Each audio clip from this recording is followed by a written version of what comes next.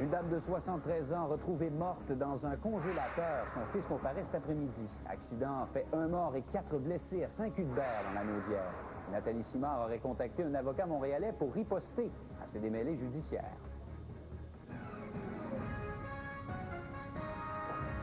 Bon midi tout le monde, c'est une histoire à la fois triste et en même temps bizarre qui se passe sur la rive sud de Montréal. Une femme de 73 ans a été retrouvée morte dans un congélateur dans une résidence qui venait d'être jugée insalubre. Ça se passe à la Prairie, on en parle avec Denis Thériault. Denis, le fils de la victime va être accusé cet après-midi, mais on ne parle pas d'accusation de meurtre ou d'homicide involontaire là, pour l'instant. Pas du tout pour l'instant, Jean-François, pour une raison fort simple, c'est qu'il doit y avoir autopsie sur le corps qui a été découvert dans le congélateur pour déterminer la cause du décès. Donc le fils va comparaître cet après-midi accusé de disposition d'un cadavre à la suite de cette triste découverte faite hier. Cette maison était jugée insalubre, les autorités étaient à l'intérieur pour justement sortir les objets et c'est une des personnes qui est à l'intérieur qui, en ouvrant le congélateur, a fait la découverte. Alors oui, il doit y avoir autopsie. Pour la suite des événements, le fils a été interrogé par les policiers, la comparution se fait cet après-midi. On écoute Michel Brunet de la Sûreté du Québec. Cette dame-là peut être décédée de cause naturelle et son fils en a disposé de cette façon-là. Il pourrait aussi avoir été victime d'homicide, ce corps-là. Donc, c'est l'autopsie qui va vraiment nous éclaircir là-dessus. Denis, qu'est-ce qu'on sait exactement de cette famille-là? Bien, ce sont des gens, en fait, la dame restait seule avec son fils. Il ne voisinait pas tellement les gens dans les environs. Voici quelques commentaires de voisins qui nous parlent de cette femme et de son enfant. On ne remarque pas vraiment ces événements-là. On fait nos choses, puis on ne porte pas attention là, plus à ça. Mais là, savoir que la fille est dans son congélateur, c'est assez impressionnant. Là. Les voisins me disaient que son fils était spécial un peu. Les gens qui, à tout le moins, avaient l'air désorganisés. Hein? Oui, tout à fait, Jean-François. Alors, comparution du fils cet après-midi. L'autopsie sera surveillée de très près pour comprendre qu'est-ce qui se passe dans toute cette histoire. Merci, Denis. Au revoir. Au revoir. Et vous pouvez contacter notre site Internet pour toute la couverture concernant cet événement, donc lcn.canoe.ca. Il y a un grave accident de la route qui est survenu ce matin à Saint-Cuthbert, c'est dans la région de la Naudière. Félix Séguin est sur place. Félix, ça implique un seul véhicule. Malheureusement, il y a 1 mort et 4 blessés. Hein? Voilà, genre d'accident que l'on ne voit pas souvent, tant de victimes dans la même voiture. Alors voici ce qui se passe. Il est 9h50 ce matin. Nous sommes au kilomètre 151 de l'autoroute 40, direction ouest. Ça arrive à Saint-Cuthbert, donc. Il y a un véhicule qui circule direction est. À son bord, 5 occupants. Et pour une raison encore inconnue, on présume que le chauffeur se serait peut-être endormi au volant, y a embardé, il y a des tonneaux et le véhicule est retrouvé sur le bas-côté de la route. La personne qui a perdu la vie dans cet accident, c'est une femme. Elle prenait place à l'arrière du véhicule. Les 4 autres occupants ont subi des blessures mineures, en tout cas pour sûr, sentir avec un traumatisme. Alors l'autoroute 40 est maintenant rouverte à la circulation. Je vous dirais que l'enquête des policiers de la Sûreté du Québec vient aussi de prendre fin pour ce qui est de l'enquête terrain. On vient de finir de prendre les mesures, etc., pour avoir évidemment une certitude des événements qui ont précédé l'accident. Tout porte à croire pour l'instant que la personne se serait endormie au volant, mais l'enquête n'est pas complète, Jean-François. Merci, Félix. Au revoir. Au revoir. Maintenant, Louise Desnoyers est de retour en cours aujourd'hui à Burlington, au Vermont. La femme de 50 ans accusée d'avoir noyé son fils Nicolas dans les eaux du lac Champlain au Vermont doit se présenter devant le juge américain cet après-midi. Notre collègue Yves Poirier est présentement en direction vers Burlington. Et Yves, on va savoir de quel type de thérapie, finalement, elle va avoir besoin, quel type de thérapie va lui être imposée. Absolument, Jean-François. Louise Desnoyers qui va comparaître à 15 heures au palais de justice de Burlington pour son audience sur son hospitalisation. Ce que ça signifie concrètement, c'est qu'on va lui trouver un hôpital américain dans lequel elle va être envoyée pour un court ou un long séjour. Ça reste encore à établir plutôt. Et une fois hospitalisée, on va l'encadrer et on va l'évaluer. Il y a des spécialistes comme des médecins, des psychiatres et des travailleurs sociaux qui vont évaluer son état de santé mentale. L'objectif de cette évaluation, eh bien, c'est d'essayer de la rendre apte à subir un procès. C'est du moins ce que croit maître Jean-Pierre Rancourt, c'est son avocat québécois. Pourtant, dans le passé, l'accusée a été évaluée à plus d'une reprise et des rapports ont conclu qu'elle n'était pas apte à subir un procès. Mais vous savez, Jean-François, on commence à sentir une certaine pression exercée par le tribunal, exercée aussi par l'avocat de la Couronne aux États-Unis pour la tenue d'un procès. C'est une histoire qui commence à traîner en longueur. Ça fait près de 2 ans que le meurtre a été commis. Je vous rappelle les faits, la femme de 50 ans qui avait noyé son fils Nicolas, 8 ans, dans les eaux du lac Champlain au Vermont. Et c'est une affaire, évidemment, qui avait été fortement médiatisée. Hein. Et ce l'est toujours, Jean-François, parce que là-bas, il y a des médias américains, de grands réseaux américains qui s'intéressent à cette histoire. Il y a également de grands réseaux québécois comme TVA qui se rend à chaque comparution. Et ça, les Américains le savent bien.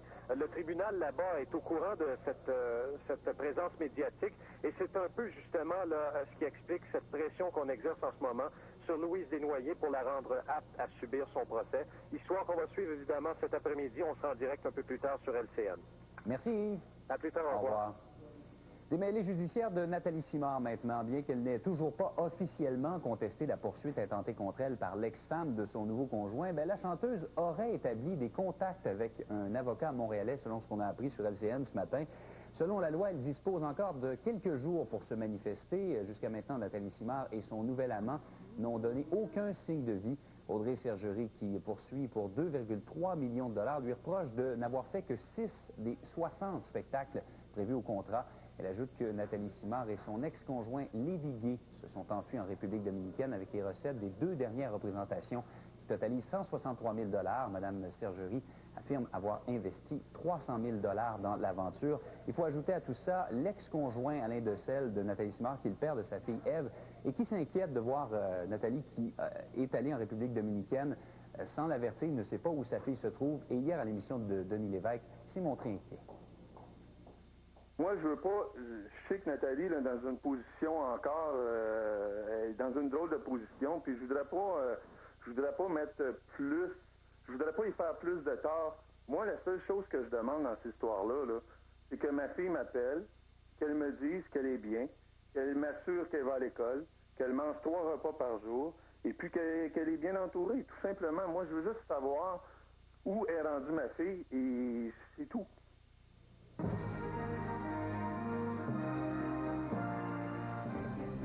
Bonjour François. Bonjour Jean-François. Le groupe TVA a multiplié ses profits par 6 au cours des 3 premiers mois de l'année, donc les revenus qui ont grimpé de plus de 11 pour le réseau TVA. Des bonnes nouvelles. Oui, juste pour le réseau TVA, des canaux spécialisés comme LCN, où vous travaillez, Argent, où je travaille, Mystère, Mystery plutôt, Idée de ma maison qui vient d'être lancée, ou encore les autres, là, eh bien, c'est 52 d'augmentation. Vous savez, on le dit souvent, hein, que les canaux spécialisés prennent de plus en plus de place par rapport aux télévisions généralistes. Eh bien, le contexte actuel fait que, oui, le groupe TVA, là, le réseau TVA en tant que tel, a vu ses revenus d'opération grimper de 11 mais les canaux spécialisés prennent de plus en plus de place. On connaît le succès que connaît LCN, entre autres, et ça coopère, bien sûr, à faire augmenter les revenus d'opération de ce secteur-là de 52 Mais la bonne nouvelle là-dedans, Jean-François, c'est qu'il n'y a pas seulement que le secteur télévision qui progresse, le secteur publication, entre autres, qui a grimpé de 50 au cours de la le dernier trimestre, janvier, février, mars, par rapport à l'an passé, 1,1 million à 1,7 million. Et même pour un 4e trimestre consécutif, le secteur de la distribution qui continue de grimper. Il faut dire que le premier trimestre avait été particulièrement difficile pour quelques secteurs l'année dernière, mais Pierre Dion a avoué à mots couverts ce matin dans le communiqué qu'il a émis avant l'Assemblée générale annuelle qui se tient présentement, que la conjoncture actuelle a peut-être favorisé, entre autres, le groupe TVA, qui a quand même gagné 23 des 30 meilleures émissions, en tout cas les plus écoutées. Les codes d'écoute sont excellentes et c'est ce qui attire justement les commanditaires chez nous. Il faut dire aussi qu'on continue donc le combat pour obtenir des redevances vis-à-vis du TRCC. On attend d'ailleurs des nouvelles au cours des prochains mois et on verra comment tout cela va tourner, mais pour l'instant, le ciel est bleu. Oui, de bonnes nouvelles dans un contexte pas facile pour la télévision. Non, pour personne, on sait. Hein, ouais. Ce qui se passe avec TQS, là, c'est pas facile, effectivement. Merci François. Merci, au revoir. Au revoir. Parlons de santé maintenant. Des patients qui sont désespérés parce qu'ils n'ont pas de médecin de famille auront peut-être une bonne surprise bientôt. TVA a appris que le Collège des médecins a attribué au cours des derniers mois 50 permis à des médecins étrangers dont la formation est jugée suffisante, des permis restrictifs qui les autoriseront à pratiquer en région pour au moins les 4 prochaines années. Harold Gagné. Bonjour monsieur, docteur Caffet, je suis médecin stagiaire français. Je vais vous examiner, vous interroger. Cet urgentologue arrive de Montpellier en France avec plusieurs années d'expérience. Il complète un stage d'évaluation de 3 mois à l'hôpital Maisonneuve-Rosemont de Montréal. C'est un patient qui a une hypoglycémie à l'arrivée. Si son superviseur, le chef des urgences, juge qu'il a toutes les compétences nécessaires, il devra obligatoirement s'installer en région, à Gatineau, pendant au moins 4 ans, là où les besoins sont criants. Durant cette période, il pourra pratiquer seulement à l'hôpital. C'est ce qu'on appelle un permis restrictif délivré par le Collège des médecins. J'ai signé normalement un contrat avec le C3S de Gatineau pour le 1er septembre de cette année. L'enseignement de la médecine en France et au Québec se ressemble. Selon le docteur Caffin, c'est la prise en charge des patients qui diffère dans son pays natal. Vous avez beaucoup plus de facilité à renvoyer aux médecins de famille et traitants parce que vous savez que le patient, l'appelant dans les 48 heures ou la semaine en tout cas, le verra, c'est certain. Selon le Collège des médecins, 416 médecins étrangers ont déjà des permis restrictifs au Québec. Il y en a eu 50 l'an dernier. La majorité, 90%, s'installe en région. Les autres, dans des hôpitaux ou des grands centres, souvent dépourvus de spécialistes. Effectivement, au moins, ils ont l'assurance d'avoir un médecin pour une certaine période de temps, ce qui n'est pas le cas avec les médecins finissants qui peuvent quitter la région pour aller travailler ailleurs. Habituellement, après les enquêtes, les évaluations et les examens, ça prend entre 12 mois et 24 mois avant que ces médecins étrangers puissent pratiquer au Québec. Et Jean Méziane arrive aussi de France. Elle a été recrutée par le groupe de médecine familiale de Masquinongé et vient de terminer son stage à Maisonneuve-Rosemont. Mais personne ne peut lui dire quand elle pourra commencer à pratiquer en Mauricie. Elle trouve que le système est beaucoup trop bureaucratique. Et depuis août 2007, je suis à la disposition du Québec pour travailler. La jeune femme a très hâte de pratiquer en région. Il y a ce message pour les résidents de Masquinongé qui désespèrent d'avoir un médecin de famille. J'ai envie de leur dire, prenez soin de vous. J'espère que vous n'aurez pas besoin de médecin avant quelques mois. Harold Gagné, TVA, Montréal. Scène internationale, ça va faire 1 an demain que la petite Madeleine McCann est disparue alors qu'elle était en vacances avec ses parents au Portugal. Ses parents ont lancé d'ailleurs hier une nouvelle campagne pour tenter d'obtenir des pistes pour la retrouver. Ils sont toujours convaincus qu'elle est encore vivante. Le couple a rencontré la presse hier pour dévoiler la mise en place d'une nouvelle ligne téléphonique destinée à recueillir les indices du public. Des affiches renouvelées ont aussi été créées. Les parents ont également lancé un appel à l'Union européenne pour mettre en place un système d'alerte lors de la disparition d'enfants.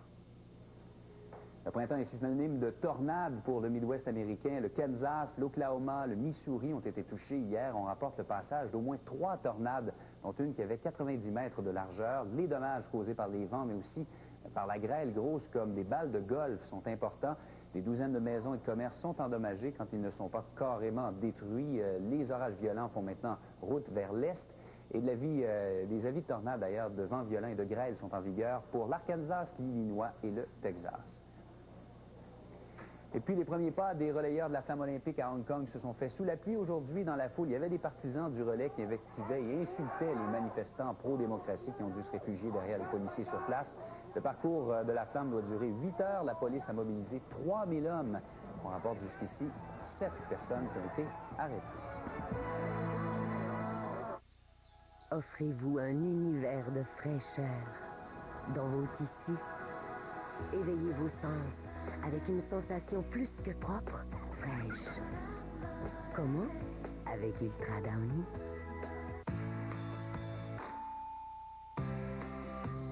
Besoin d'un soulagement durable des douleurs musculaires?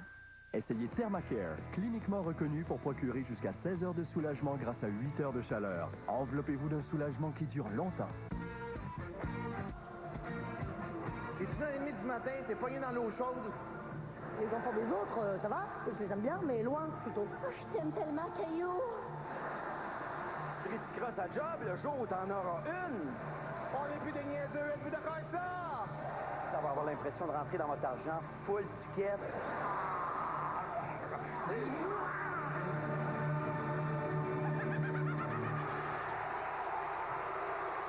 Une pomme de terre sans beurre. C'est comme des patins, pas de lame. Le beurre, on peut pas s'en passer. Du pain sans beurre. C'est comme une guitare, pas de cordes. Le beurre. peut pas s'en passer. T'as pas besoin d'être toujours gentil avec ceux qui jouent l'auto 640. Là, voyons donc. Quand Fortin il a gagné le Gros Loup puis il est parti dans le sud avec tout le monde du bureau, regarde, je m'entends pas bien avec lui. C'est ça que je te dis. Puis de toute façon, c'est plus de plus pour moi. Regarde, tout seul tranquille au bureau, meilleure place de stationnement. Ah non, c'est bien correct. Ça vous dérange pas? Non.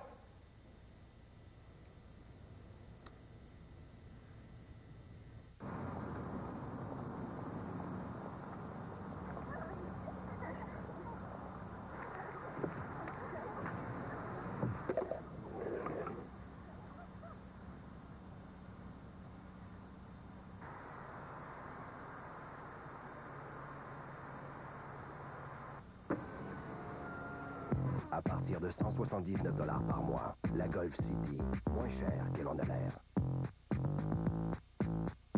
Découvrez la peau douce et veloutée qui se cache sous la surface. Avec le nouveau gel pour le corps formule exfoliante de Olly. Un ruban nettoyant avec de minuscules microperles et un extrait d'algues exfolie en douceur. Votre peau est douce et veloutée.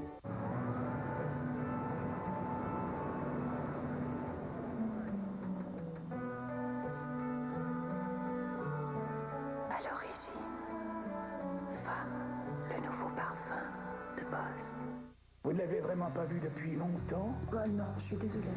Je suis persuadée qu'il y avait pas mal de gens qui souhaitaient sa mort. Qu'est-ce que tu as dit à Colombo? Je lui ai rien dit, il ne sait rien, je t'assure.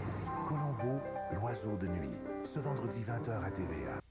Cette capsule La vie en Mauricie est une présentation de JL Nadeau Auto à Nicolet. À l'émission, nous soulignons le 40e anniversaire d'existence du comité d'accueil aux Néo-Canadiens. Ça a lieu ce vendredi 19h au Musée québécois de culture populaire et le président du comité administratif, M. Yves Rochelot, sera avec nous pour nous en parler. On vous présente également Marcel Binet qui fait partie des productions L'envol du Grand Héron Bleu, promotion et protection du lac Saint-Pierre. Soyez là à 13h30. Une entreprise de Trois-Rivières recherche un ou une comptable. Il s'agit d'un poste permanent, à temps plein, 2 jours. On demande un DEC ou un bac. Le salaire est de 20 $ de l'heure et on exige 3 à 5 années d'expérience.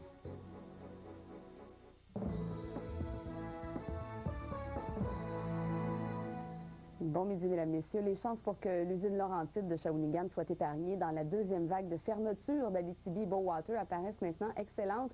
Louis Cloutier, Abitibi-Bowater vient de conclure une importante entente avec Québec pour l'approvisionnement en bois pour Laurentide. Oui, et la région va vraiment dire ouf, enfin c'est une bonne nouvelle, une entente sur l'approvisionnement en bois. Ça, c'est de l'oxygène vital dont avait besoin Laurentide et ses 525 travailleurs. Ça sera annoncé lundi par les ministres Julie Boulet et Claude Béchard. Finalement, ce qu'on fait, c'est qu'on garantit un approvisionnement en bois à Laurentide et surtout, on en baisse le coût. Et ça, on le sait que depuis des mois, l'industrie du papier le réclamait, ça qu'on revise à la baisse le coût de la fibre. Donc, on va le faire pour Laurentide. Et parallèlement à cela, le syndicat du papier a entrepris des négociations depuis le 21 avril, négociations à l'échelle locale à l'usine Laurentide pour voir comment on peut être plus productif, plus efficace, réduire les coûts, etc. On sait que lorsque, au début mars, les négociations avec Abitibi-Bowater pour rouvrir la convention collective de l'industrie ont été rompues après seulement 2 jours. On s'était dit peut-être qu'à l'échelle locale à Laurentide, de toute façon, c'était déjà du travail entrepris. On peut faire quelque chose. Donc, on a les mains là-dedans actuellement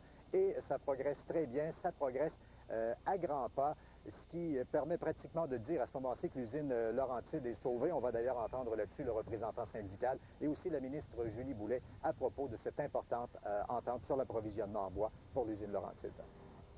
C'était important pour nous de voir comment on pouvait accompagner, soutenir Abitibi pour qu'elle puisse maintenir ses opérations chez Laurentide à Grand-Mère. Ça a toujours été le message que j'ai donné à mon collègue Claude Béchard des Ressources naturelles.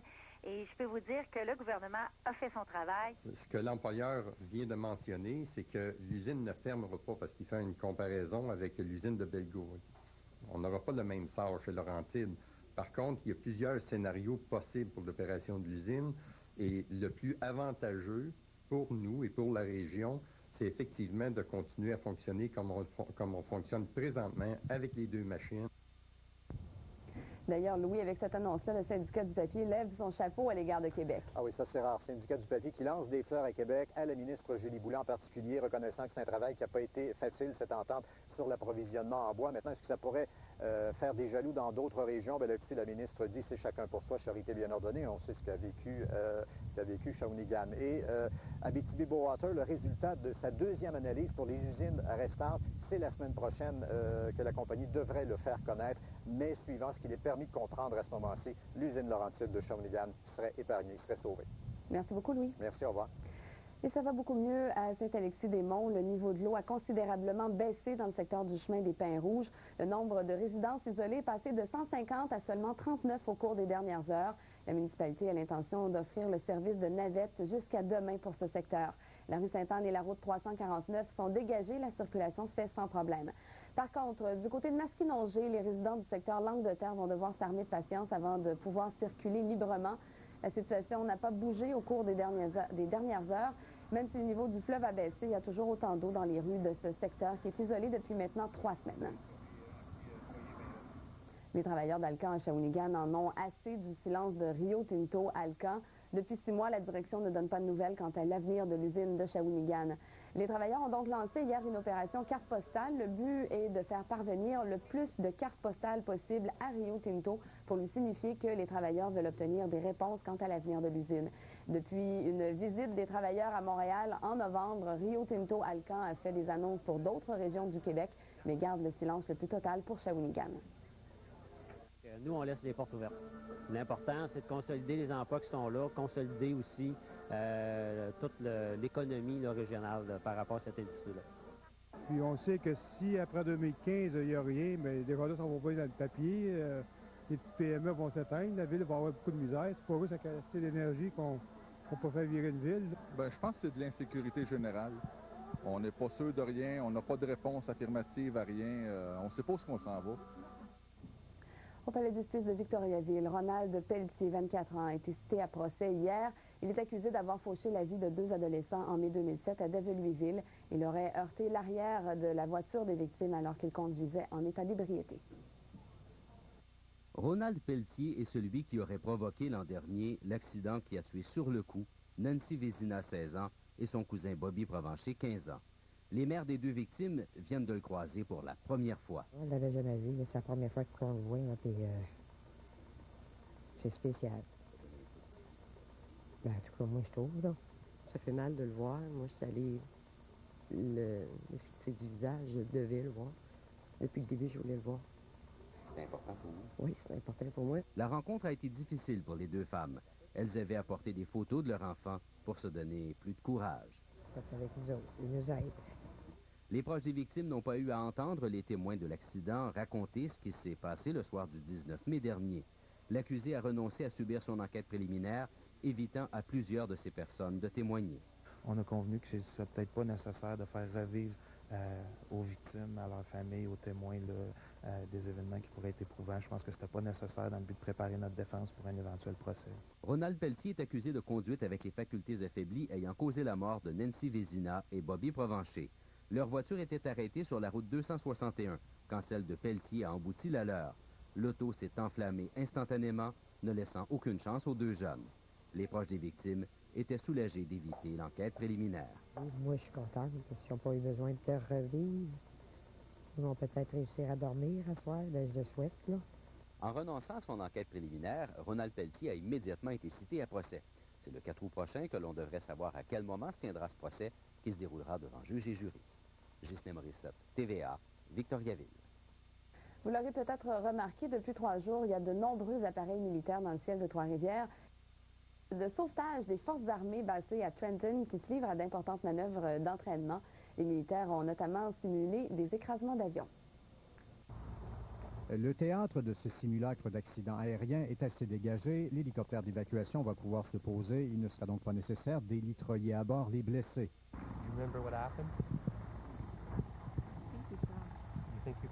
L'écrasement d'un aéronef a laissé les 3 occupants mal en point sur le sol. Les 2 premiers officiers paramédicaux de l'armée sont arrivés par les airs avec leur matériel de premier secours. À Trois-Rivières, dans un rayon de 5 km de l'aéroport, l'armée a trouvé un site d'entraînement parfait jour et nuit. Trois-Rivières nous donne une plateforme très intéressante à travailler, vu que l'aéroport est très accessible. Il n'y a pas de vol international, donc ça nous permet une grande facilité de manœuvre. Ce genre de situation est pratiquement le quotidien des secouristes de l'armée. On ne dédaigne quand même pas un bon entraînement 2 fois par année, les sauvetages ne se présentant jamais tout à fait de la même façon. C'est déjà arrivé qu'on est arrivé sur une scène d'accident, puis il n'y a plus personne. Les gars sautent en parachute, puis ils ont trouvé une note d'écrit sur l'aile d'avion. Comme l'essentiel de la force d'intervention de Trenton se trouve à Trois-Rivières pour cet exercice, c'est d'ici, dans les prochains jours, qu'on répondra aux véritables appels de détresse, s'il en arrive, pour les territoires du Québec et de l'Ontario. L'exercice durera jusqu'à samedi. L'aéroport est mis à la disposition de l'armée. Le hangar de Symphonie Aviation, on en a fait le centre de commandement. À la veille de la saison estivale, cet exercice est un avant-goût de ce qui attend immanquablement les secouristes militaires, avec les aéronefs bien sûr, mais aussi avec les excursionnistes qui se perdront en forêt et les plaisanciers en perdition sur les Grands Lacs. Louis Cloutier, TVA Trois-Rivières. L'épandage de l'herbicide pour contrôler la prolifération des maringouins va débuter ces jours-ci dans le secteur Trois-Rivières-Ouest. Et c'est le sujet de notre question aujourd'hui. La ville de Trois-Rivières devrait-elle étendre cette pratique à l'ensemble de son territoire? Pour répondre, vous vous rendez sur notre site internet hm.tva.ca.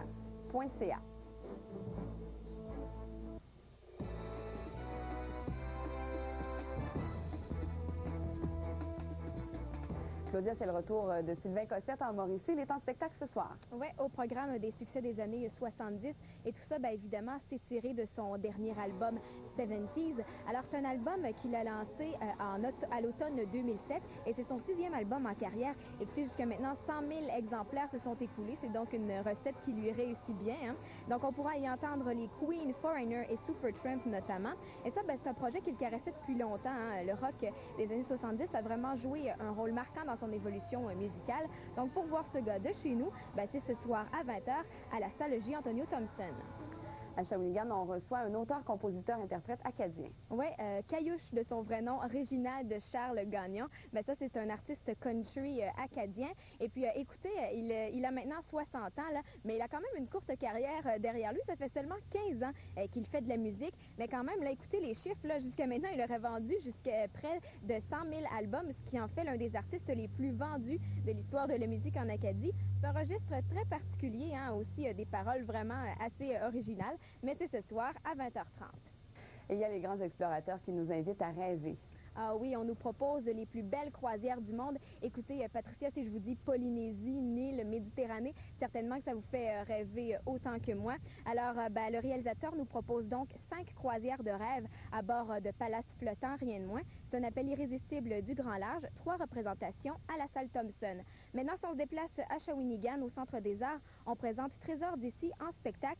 Donc, une 60aine d'artistes d'ici qui feront valoir leur talent, tous des amateurs, mais qui ont bien des choses à montrer. Du côté du Centre culturel Pauline Julien, David Boisvert chante Jodassin.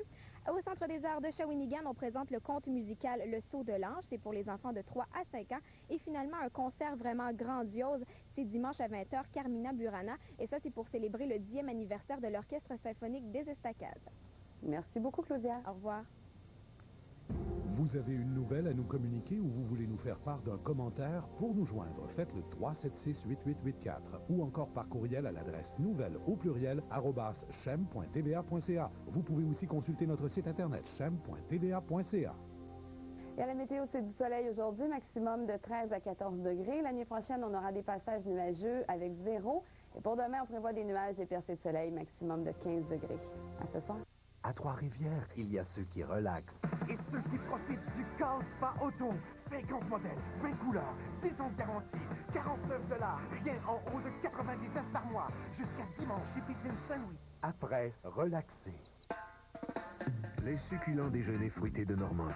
Une avalanche de fruits frais maintenant dans votre assiette. Et en plus, les fruits sont aussi disponibles avec tous nos savoureux déjeuners.